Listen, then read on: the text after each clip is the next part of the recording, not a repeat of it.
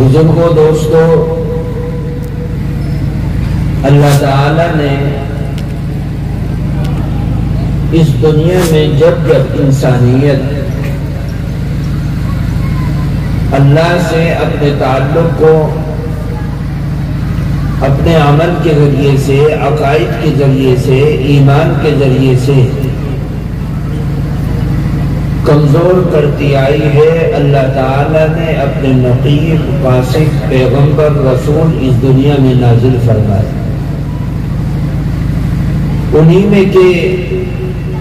کسی ایک انسان کو اللہ تعالیٰ نے ایمان اور توحید کو پھیلانے کی ذمہ داری عطا کر دی۔ وہ نبی اور پیغمبر بنا دیے گئے اور پروردگار عالم نے ان کو ذمہ داری سپرد کی کہ رب سے تعلق جن بندوں کا ٹوٹ چکا ہے ان کے تعلق کو اپنے پروردگار سے مضبوط بنانے کا کام کرو۔ چنانچہ چھوٹے بڑے انبیاء لاکھوں کی تعداد میں اس دنیا میں آئے اور انہوں نے آنے کے بعد توحید کے عظیم پیغام کو لوگوں کے درمیان میں متعارف کرایا اور ان کے ہاتھوں کے بنائے ہوئے من گھڑت وہ خدا جن کو انہوں نے اپنا پروردگار اور مشکل کشا تصور کر لیا تھا، ان کے تعلق کو ختم کیا۔ بہتیرے لوگوں نے ان کی باتوں کو مانا، لیکن کچھ بدقسمت انسان ایسے تھے جنہوں نے ان کی باتوں کو نہیں مانا۔ یہی پیغام لے کر آقائے نامدار سرکار دو عالم جناب محمد رسول اللہ صلی اللہ علیہ وسلم اس دنیا میں تشریف لائے۔ آپ نے اپنی زندگی کے قیمتی 40 سال ان کے درمیان میں تجارت کر کے، محنت کر کے، بچپنے میں بکریے چرا کر جو بھی انسانی تقاضے ہیں ان تقاضوں کو پورا کر کے 40 سال کی زندگی بغیر نبوت و رسالت کے ان کے درمیان میں گزاری۔ انہوں نے آپ کے اخلاق کو دیکھا، امانت اور سچائی کو دیکھا، آپ کی تجارت اور معاملات کو دیکھا۔ وہ لوگ آپ کی ان عادات سے جو ایک نوجوان انسان کے درمیان میں نہیں ہوتی، عام طور سے نہیں پائی جاتی، ان سچی اور کھری عادتوں کو دیکھ کر وہ لوگ متاثر اتنے ہوئے کہ انہوں نے آپ کو اپنا فیصل کرنے والا حاکم بنایا، آپ کے بارے میں گواہی دی کہ آپ سچے ہیں۔ آپ کے معاملات کو دیکھ کر انہوں نے بیک زبان کہا کہ آپ امانت دار امین ہیں۔ بہت سے معاملات میں آپ کو فیصل بنایا گیا، آپ کے کیے ہوئے فیصلے کو مانا گیا، حالانکہ وہ آپ کے کسی بھی معاملے کے اندر آپ سے تعلق نہیں رکھتے تھے، صرف خاندانی اور پڑوسی اور شہر کے ہونے موافرت کا آپ سے تعلق تھا۔ لیکن جب اللہ کے نبی صلی اللہ علیہ وسلم کے اوپر 40 سال کے بعد اللہ تعالیٰ نے نبوت و رسالت کا بوجھ، نبوت و رسالت کی عظیم ذمہ داری، نبوت و رسالت کے پیغام کو عام کرنے کا جو آرڈر اللہ تعالیٰ نے آپ کو دیا، اس حکم کے ملتے ہی جب آپ کو کہا گیا انذر عشیرتک الاقربین، تو وہ رشتہ دار، تعلق دار جو آپ کی پیدائش پر خوش ہوتے تھے اور جنہوں نے آپ کو پالنے میں، بڑا کرنے میں بہت اپنی زندگی کے قیمتی ایام کو اور قیمتی اوقات کو لگایا، جو قرابت داری رکھتے تھے، محبت رکھتے تھے اور اللہ کے نبی صلی اللہ علیہ وسلم سے اس محبت کو ظاہر کرتے تھے، وہ آپ کے دشمن بن گئے، کیونکہ نبی کریم صلی اللہ علیہ وسلم نے اللہ کے اس ایمان اور اسلام اور توحید کی ذمہ داری کو جو اللہ تعالی نے آپ کو حکم دیا تھا وہ پھیلانے کا کام کیا۔ آپ نے لوگوں کو جمع کیا، اپنے خاندان اور پریوار کے لوگوں کی دعوت کی، اور آپ نے کہا کہ اے لوگوں، ایک اللہ کی عبادت میں لگ جاؤ، وہی سچا ہے۔ جن جھوٹے خداؤں کی تم عبادت کرتے ہو ان کی کوئی حقیقت نہیں ہے۔ چنانچہ وہ لوگ آپ کے دشمن ہو گئے، آپ کو کہنے لگے لہذا جمع یا محمد، اے محمد تم نے ہمیں اسی کام کے لیے جمع کیا، یہ دسترخوان بچھوائے گئے، یہ کھانا لگوائے گئے اس کام کے لیے کہ ہمارے خداؤں سے تم ہمارے رشتے کو توڑو اور اپنے خدا سے ہمارے رشتے کو جوڑ دو۔ چنانچہ اللہ کے نبی صلی اللہ علیہ وسلم نے ان کے سامنے صرف یہی بات رکھی کہ اے لوگوں، سچا خدا تو اکیلا خدا ہے، اس کے نظام میں کوئی شریک نہیں، وہ سارے عالم کو پالنے والا ہے۔ اور اللہ تعالیٰ نے ان خداؤں کے بارے میں جن کو وہ خدا مانتے تھے صاف طور سے اعلان کر دیا، وَإِن يَسْلُبْهُمُ الذُّبَابُ شَيْئًا لَا يَسْتَنقِذُوهُ، جن کو تم خدا بنا رہے اور ان کو بڑا مانتے ہو، اپنے ہاتھوں سے بناتے ہو، ان خداؤں کی حقیقت کو پہچانو کہ ان کے پاس تو اتنی بھی طاقت نہیں کہ ان کے سامنے جو تم نے کھانا لے جا کر رکھا ہے اس کھانے کو اس مکھی سے چھڑا لے جو ان کے کھانے کو کھا رہی ہے اور ان کے کھانے کو ناپاک کر رہی ہے۔ اللہ تعالی نے ان جھوٹے خداؤں کی جن کی تبلیغ میں، جن کی عبادت میں، جن کی پرستش میں وہ مشرکین مکہ لگے ہوئے تھے، ان کے ناطے کو توڑنے کے لیے کہیں فرمایا لَوْ كَانَ فِيهِمَا آلِهَةٌ إِلَّا اللَّهُ لَفَسَدَتَا، کہ اگر مختلف خدا ہوتے، پہاڑوں کا خدا الگ ہوتا،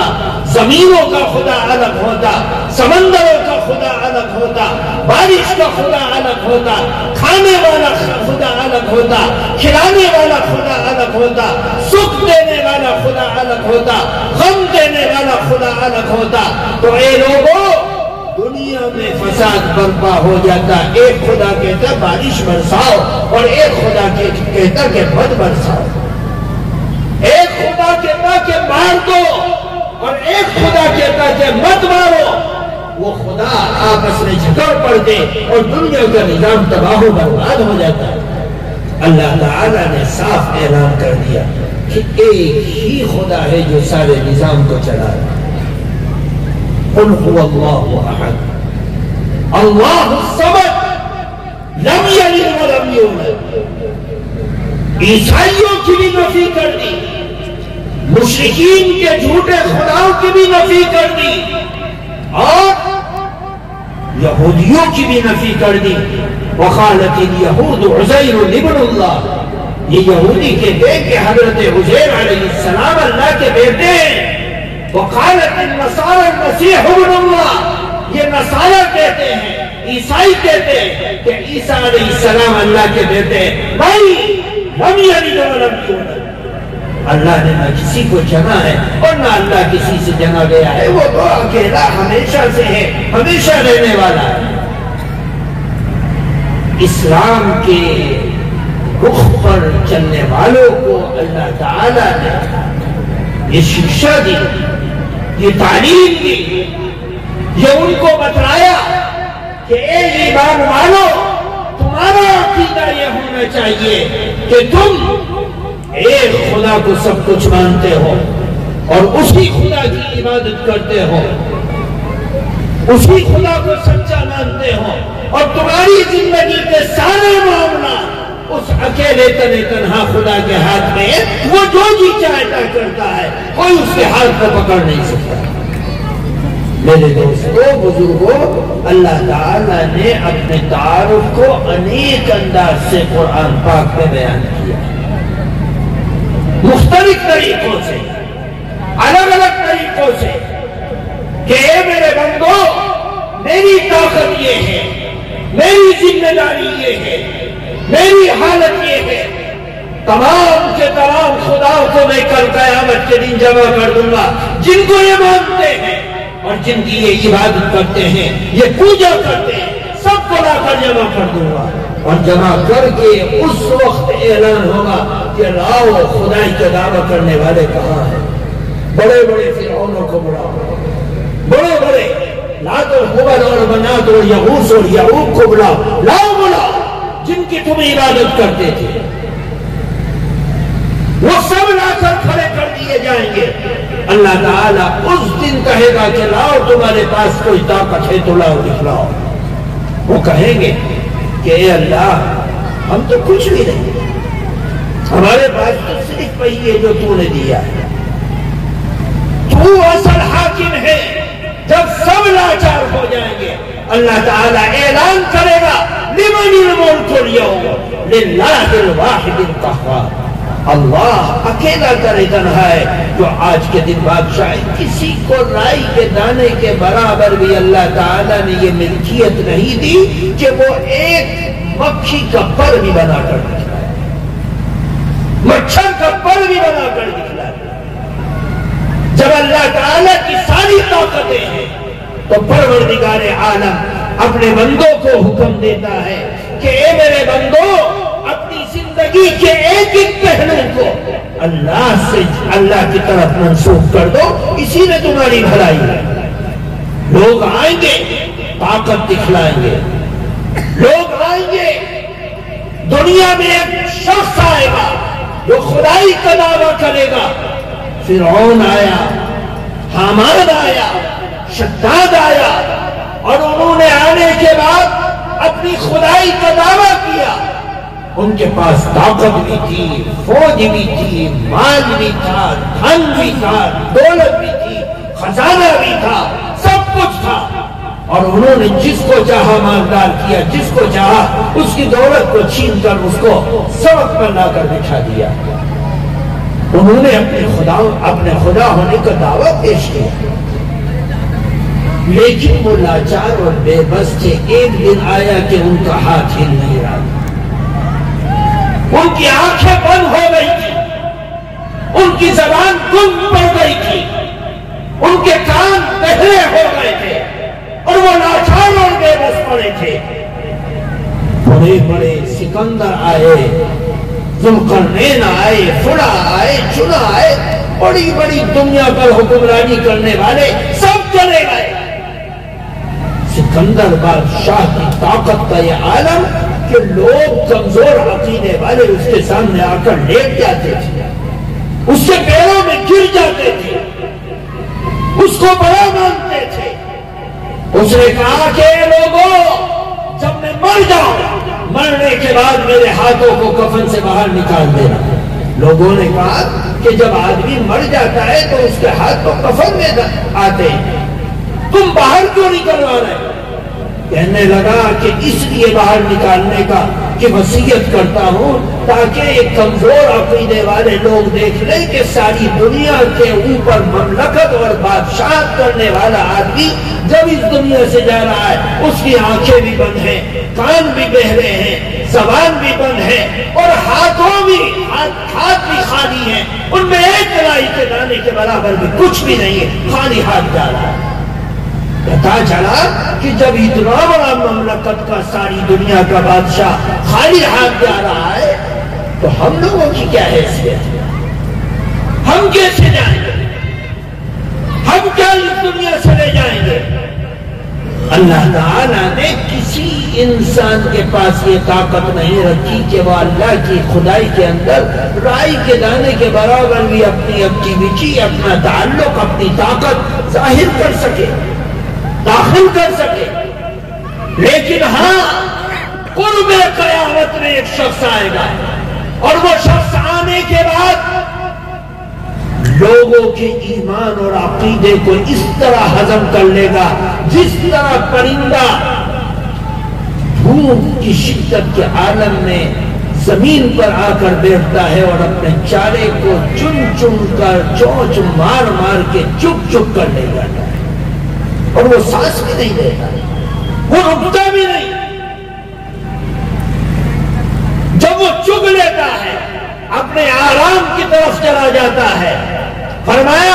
قرب قیامت میں اللہ تعالیٰ ایک شخص کو لائے گا اور وہ ظاہر ہوگا اور لوگوں کے درمیان بھی جائے گا، اور وہ لوگ جو ایمان کے اعتبار سے، عمل کے اعتبار سے، سوچ کے اعتبار سے، فکر کے اعتبار سے اللہ تعالیٰ اور اس کے سچے دین سے تعلق نہیں رکھتے ہوں گے، ان کو وہ چھپ چھپ کر اپنے کفر اور مشرکانہ کلمے کے اندر داخل کرتا رہے گا اور 40 دن میں لوگوں کو مرتد بنا دے گا، دنیا کو تباہ کر دے گا.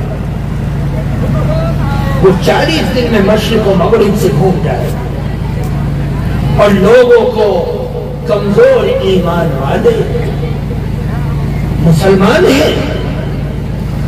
ایمان والے ہیں، کلمہ پڑھتے ہیں، لیکن ان کے ایمان کی کمزوری کا یہ عالم کہ جب وہ دجال نام کا شخص آئے گا اور ان کے سامنے اپنے کرتب کو ظاہر کرے گا، ایک شخص کے جسم کے ٹکڑے کر دے گا اور وہ جسم کے ٹکڑے ہو جائیں گے اور وہ کہے گا اگر میں اس کو زندہ کر دوں تو میرا کلمہ پڑھ لے گا. وہ شخص کہے گا تو زندہ کر ہی نہیں سکتا. کہا اگر میں زندہ کر دوں تو میرا کلمہ پڑھے گا. وہ ایک اشارہ کرے گا، اس انسان کے 2 ٹکڑے آپس میں جڑ جائیں گے اور وہ چلنے لگے گا، بولنے لگے گا، دیکھنے لگے گا، سننے لگے گا، ہلنے لگے گا. لاکھوں آدمی جو اس کے سامنے کھڑے ہوں گے وہ اس کی اس حرکت کو دیکھ کر کے مردہ کو زندہ کر دیا اس نے، یہ تو خدا ہے. العیاذ باللہ اس کا کلمہ پڑھ لیں گے، ایمان لے آئے گا. وہ ایک شخص کو بلائے گا کہ اے شخص ادھر، تیری ماں کی قبر کہاں ہے؟ کھلا جگہ. تیرے باپ کی قبر کہاں ہے؟ کھلا جگہ. اور وہ جائے گا اور قبر کے پاس کھڑے ہو کر کہے گا کہ تو میرے اوپر ایمان نہیں لاتا، اگر سینکڑوں سال پہلے مرے ہوئے تیرے باپ کو میں تیرے سامنے زندہ کر کے کھڑا کر دوں، ایمان لے آئے گا؟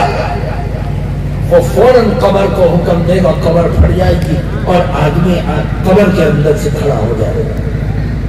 اس کا دادا، پردادا، سکڑ دادا، باپ، بھائی، بیوی، بچے جو بھی ہو جس سے وہ محبت کرتا ہے وہ کھڑا ہو جائے گا اور شیطان اس کا روپ اختیار کر لے گا اور وہ اس کے سامنے کھڑا ہوگا. وہ پہچان لے گا ہاں یہ میرے دادا ہے. کمزور ایمان والا، عمل کا کمزور مسلمان، ایمان کا کمزور مسلمان، اللہ کے نبی صلی اللہ علیہ وسلم فرماتے ہیں اس کی اس طاقت کو دیکھ کر وہ لوگ اس کا کلمہ پڑھ لیں گے اور اسلام سے پھر جائیں گے. آج ہم دیکھتے ہیں کتنے پنڈت ہیں جو کرتب دکھلاتے ہیں، ان کے سامنے بیٹھنے والے انسان ہوتے ہیں اور وہ ان کی ایک حرکت کو دیکھ کر، ان کے پرچوں کو دیکھ کر، ان کے بول کو دیکھ کر، ان کی حرکت کو دیکھ کر، ان کی سوچ کو دیکھ کر وہ لوگ ان کے قدموں میں گر جاتے ہیں اور ان کے گن گانے لگتے ہیں. یہ تمام کا تمام یہ ایک ادنا سی جھلک ہے، اس سے 1000 گنا کرتب زیادہ لے کر دجال اس دنیا میں آئے گا اور بڑے سے بڑے عمل کے مضبوط انسان کو اپنا کلمہ پڑھوا کر مرتد کر دے گا.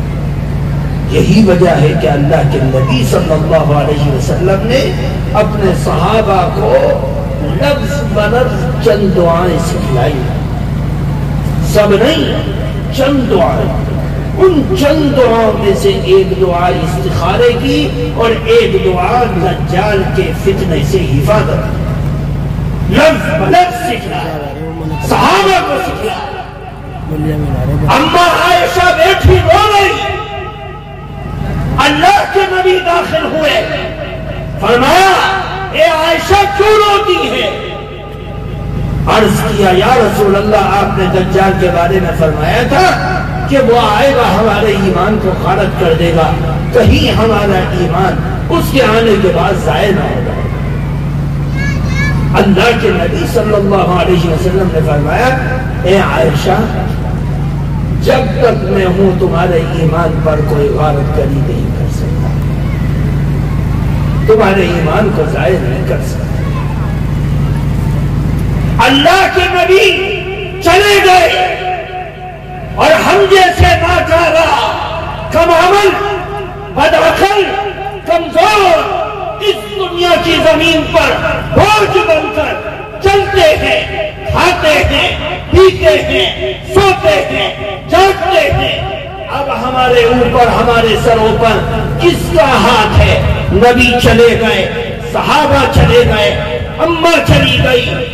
کتب و ابدال چلے گئے، غوث چلے گئے، مجدد چلے گئے۔ اب ہمارے سروں پر صرف اور صرف ہاتھ ہے اس ایمان کا جس ایمان کے آغوش میں انسان رہتا ہے تو حفاظت رہتی ہے۔ اللہ کے نبی صلی اللہ علیہ وسلم نے فرمایا کہ میرے خاص امتی جن کو ایمان ہوگا، جن کے ایمان کی حفاظت اللہ تعالیٰ چاہے گا، جس کے بارے میں اللہ تعالیٰ نے ازل میں، عالم ازل میں ابلیس کے سامنے جب اس نے کہا تھا ثم لآتینہم من بین ایدیہم ومن خلفہم وعن ایمانہم وعن شمائلہم، اس آدم کی وجہ سے اللہ مجھے جنت سے نکلنا پڑا ہے، میں اس آدم کو اور اس کی اولاد کو آگے سے بہلاؤں گا، پیچھے سے بہلاؤں گا، دائیں سے حملہ کروں گا، بائیں سے حملہ کروں گا، اور اس کو اور اس کی اولاد کو اس جنت سے محروم کروں گا جس جنت سے محروم مجھے اس کی وجہ سے ہونا پڑا۔ اللہ تعالی نے فرمایا الا عباد اللہ المخلصین، شیطان کہتا تھا وَلَا تَجِدُ أَكْثَرَهُمْ شَاكِرِينَ، اے اللہ تو اپنے اکثر بندوں کو شکر گزار نہیں پائے گا کہ وہ تیرا شکر ادا کرنے والے ہیں، ایمان لانے والے نہیں پائے گا، اکثریت کفر پر مرے گی۔ اللہ کے قرآن نے 1446 سال پہلے اعلان کر دیا کہ شیطان اس اعلان کو عالم ازل میں کر چکا ہے کہ اے اللہ تیرے اکثر بندے کفر کی حالت میں مرے گا۔ اللہ تعالیٰ نے اس وقت الا عباد اللہ المخلصین، میرے چند مخلص بندے ہوں گے جن کا ایمان محفوظ رہے گا اور وہ تیرے دانے فریب میں نہیں آئیں گے۔ وہ مخلص بندے کون ہوں گے؟ جن کے بارے میں اللہ کے نبی صلی اللہ علیہ وسلم نے فرمایا اے عائشہ مدینے میں میرا دشمن دجال داخل نہیں ہو پائے گا، مدینے میں جو لوگ اس سے محبت کرنے والے ہوں گے ان کو مدینہ اگل دے گا اور وہ مدینے سے باہر نکل جائیں گے۔ میرے مخلص ایمانی، آمانی، قرآنی،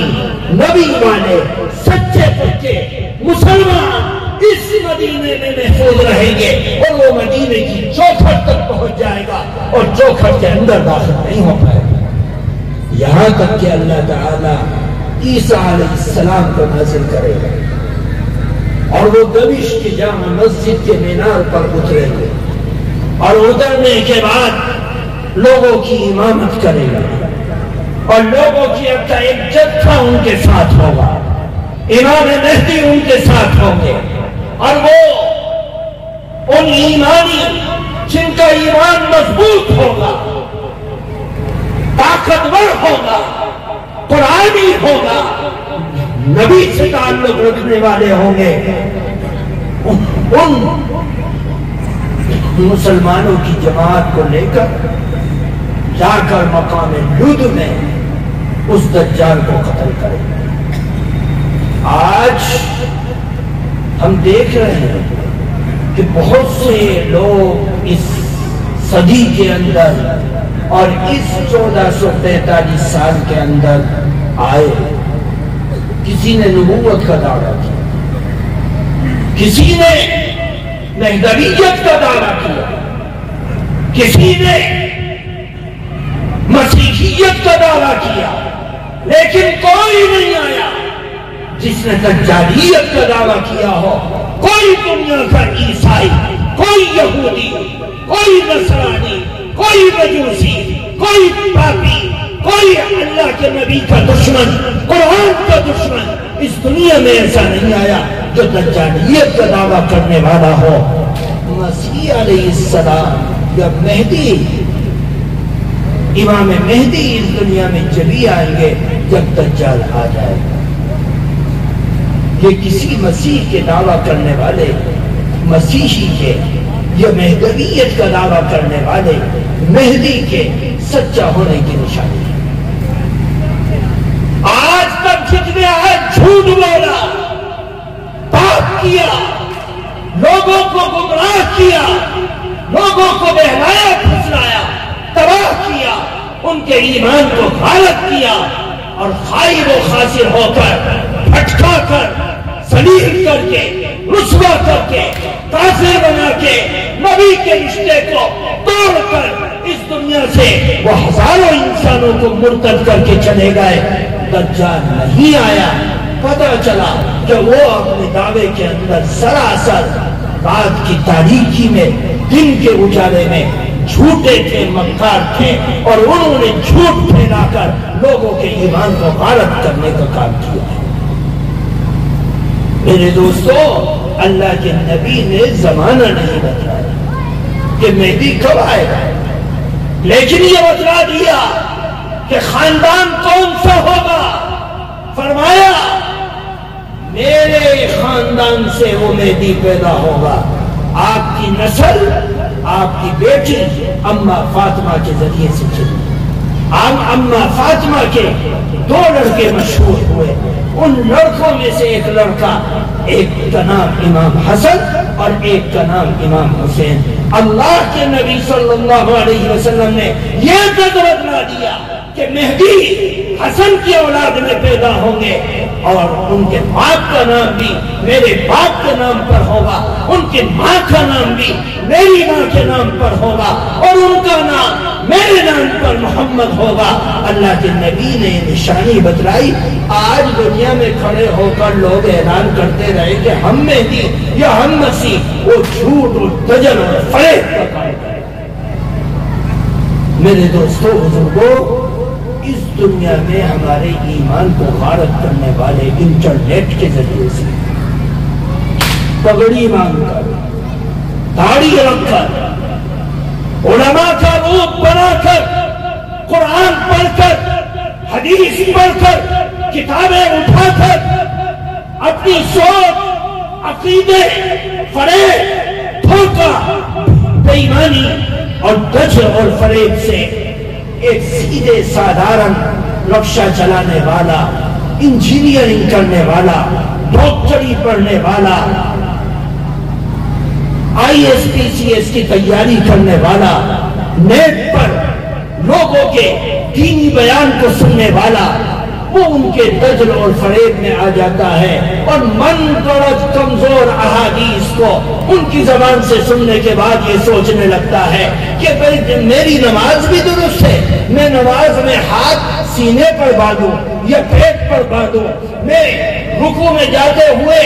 اپنے ہاتھوں کو اوپر اٹھاؤں یا نیچے رکھوں, سجدے میں جاتے ہوئے میں ہاتھوں کو اوپر اٹھاؤں یا نیچے رکھوں. وہ سوچتا رہ جاتا ہے کہ میری 3 طلاق 1 طلاق ہے یا 1 طلاق 3 طلاق ہے یا 3 طلاق 3 طلاق ہے, کیونکہ یہ مولوی بھی قرآن پڑھ کر ثابت کرتا ہے, یہ مولوی بھی قرآن پڑھ کر ثابت کرتا ہے. میں اس کی بات مانوں یا اس کی بات مانوں, دین کے اعمال کے اندر شک پیدا کرنے والا کام کیا ہے. اور وہ علماء جو ہمارے ماں باپ کے جنازے کو پڑھاتے ہیں, جو ہماری بسم اللہ پڑھتے ہیں، جو ہمیں دین بتلاتے ہیں، جو ہمارے عقیدے کو درست کرتے ہیں، جو ہمیں کلمہ پڑھواتے ہیں، جو ہمیں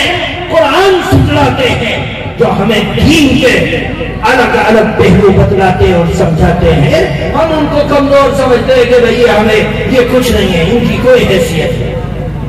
میرے دوستو بزرگوں، اپنی زندگی کو اپنے مسجد کے امام سے لے کر گاؤں کے ایک ایک عالم تک چھوڑو، یہ تمہارے ایمان کے ضامن ہے۔ اللہ کے ہاں جا کر ان کو جواب دینا ہے کہ ہمارا تمہارا ایمان کس قدر محفوظ ہوا، ہمارا اعمال کیسا تھا، ہمارا دین کیسا تھا، ہماری فکر کیسی تھی، ہماری سوچ کیسی تھی، ان کو جا کر جواب دینا ہے۔ یہ ہمارے ایمان اور اعمال کے ضامن ہیں، اس لیے ان کی قدر کرنی چاہیے۔ اللہ تبارک و تعالی ہمارے عقائد کو درست رکھنے کی اور ان کی حفاظت کی توفیق عطا فرمائے، خیر سے مالا مال فرمائے، شر سے محفوظ فرمائے، دین پر چلنا چلانا آسان فرمائے۔ سبحان اللہ و بحمدہ۔